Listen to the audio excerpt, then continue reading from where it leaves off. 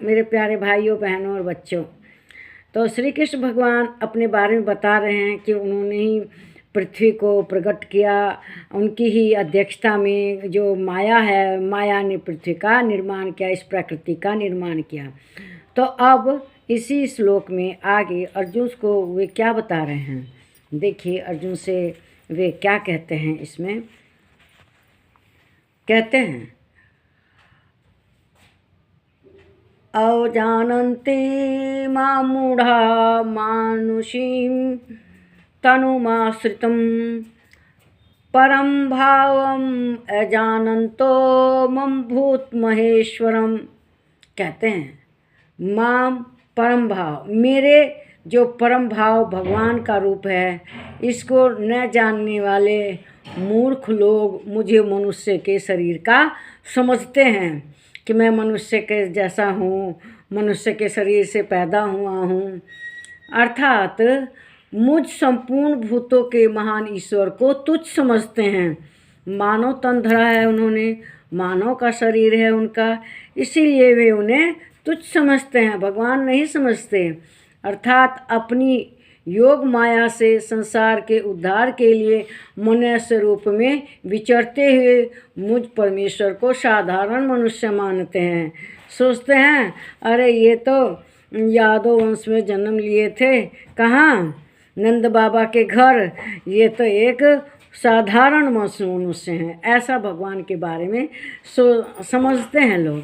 लेकिन ऐसा नहीं है, वे तो योग माया से उन्होंने अपना शरीर को धारण किया और वैसे ही लीला की।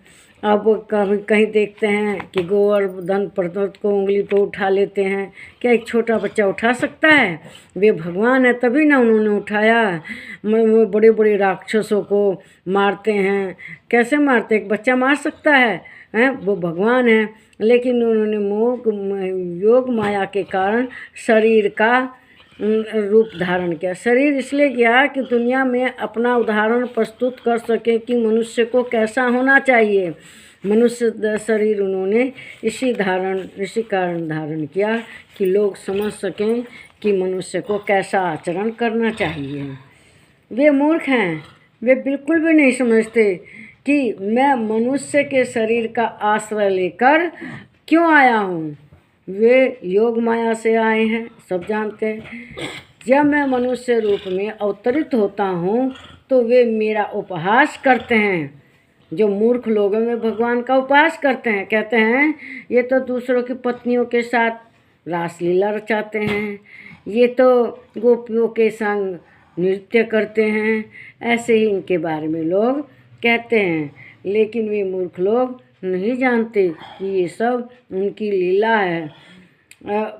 वे ब्रह्मांड के सबसे बड़े सर्वज्ञ हैं, सर्वज्ञ का निर्माता बना, कितने ब्रह्मांड कितने उनके अधीन हैं, इसकी कोई सीमा नहीं है। वे मुझे भगवान को पंच तत्व से बना हुआ मानव शरीर समझते हैं कि ये तो साधारण मानव हैं। वे नहीं समझते कि ये परमेश्वर हैं, जो ऊपर से देख रहा है वही परमेश्वर हैं ये। लेकिन लोग कुछ से कुछ उनके बारे में कहते हैं कि ये तो अपनी कामनाओं को पूर्ण करने के लिए कितनी से 1008 रानियाँ इनकी थी, शादी किए। लेकिन कुछ लोग और तरह के भी आडंबर फैलाते हैं समाज में, कहते हैं कि तुम इस ईश्वर को नहीं मानोगे ना तो तुम्हें दंड देंगे, तुम दंड भोगोगे। कुछ कहते हैं कि तुम इनका ये चढ़ावा चढ़ाओगे तो तुम्हारी मनोकामना पूर्ण होगी, तुम्हें धन से भर देंगे। मतलब इस तरह से तरह तरह के विचार समाज में लोगों के अंदर हैं। लेकिन वास्तव में श्री कृष्ण का जो स्वरूप दिखाई देता है यह एक प्रतीक है। जो उनका परमेश्वर रूप है उसकी एक प्रतीक है। जैसे हम लोग ऊर्जा को देखते नहीं हैं बल्कि उसका एक ई टाइप का चिन्ह बना देते कि ये ऊर्जा है और उसी को ऊर्जा गणना वगैरह करते हैं। तो इसी तरह भगवान का जो मूर्ति है वो उनका एक प्रतीक है। हम उसमें अपने भाव को प्रकट करते हैं, उनकी पूजा करते हैं, भजन करते हैं, उनको भोग लगाते हैं, तो एक उनका मात्र प्रतीक है। अब श्री कृष्ण भगवान बड़े बड़े काम करते हैं बचपन में ही, तो ये सब क्या है? उनका ये है कि दुनिया की रक्षा करने के लिए उन्होंने काम किए। हनुमान जी कौन है? वे भी एक भगवान के प्रतीक हैं कि भाई जो श्रद्धा भक्ति से और मन से बहुत विशाल थे, मन से जैसा मन का विशाल शरीर समुद्र को लाग जाते थे, तो इस तरह से वे दिव्य शक्ति उनके अंदर थी। तो जो सत्पुरुष है वो कृष्ण जैसे, हनुमान जैसे, राम जैसे काम करें और उसे भगवान में श्रद्धा भक्ति रखनी चाहिए। भगवान के बारे में अनाप शनाप नहीं कहना चाहिए, गलत धारणा नहीं बनानी चाहिए।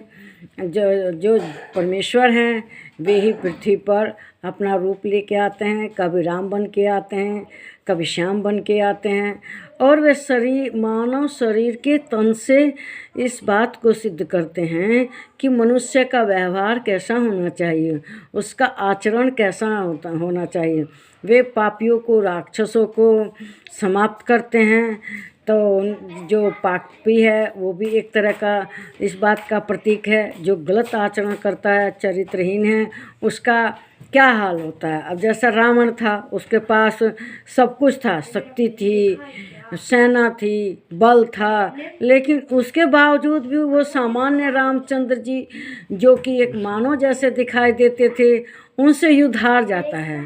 तो इस हारने का क्या कारण है? उसके पास सब था, अपार शक्ति, धन, दौलत, ज्ञानी भी बहुत था, शिव जी का बहुत बड़ा भक्त था। इस सब के रहते हुए एक कमी के कारण वो युद्ध में परास्त हो जाता है। वानर रीछ उसको हरा देते हैं। उतने बड़े बड़े शक्तिशाली राक्षसों को क्यों हरा देते हैं?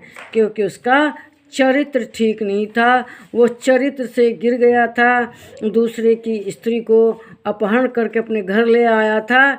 इस चरित्र पतन के कारण सारा समाज, वानर समाज वगैरह जो था, उसके विरोधी हो गया, और अंत में उसका अपना भाई उससे विरोधी हो गया, विभीषण, और जाके श्री रामचंद्र जी से मिल गया। उसका भेद खोल दिया श्री रामचंद्र जी के पास कि भाई ये ऐसे नहीं मरेगा, इसके तो सारे अंग फिर से आ जाएंगे, इसकी नाभि में अमृत है, पहले उस अमृत को समाप्त करें। तब श्री रामचंद्र जी ने उसकी नाभि में अग्निबाण छोड़कर उसके सारे अमृत को सोख लिया और बाद में उसका वध किया। तो कहना घर का भेदी लंका ढावे, उसके खास भाई ने ही उसका सर्वनाश कर दिया। इसीलिए मनुष्य को अपने जीवन में चरित्र पर विशेष ध्यान देना चाहिए। रामचंद्र जी जीत गए क्योंकि वे पुरुषोत्तम श्री रामचंद्र जी थे। मनुष्य को, पुरुष को कैसा होना चाहिए? रामचंद्र जी जैसा होना चाहिए। इस वीडियो को लाइक कीजिए, शेयर कीजिए, इस पर कमेंट कीजिए, प्लीज़ मेरे चैनल को सब्सक्राइब कीजिए। नमस्कार मेरे प्यारे भाइयों, बहनों और बच्चों।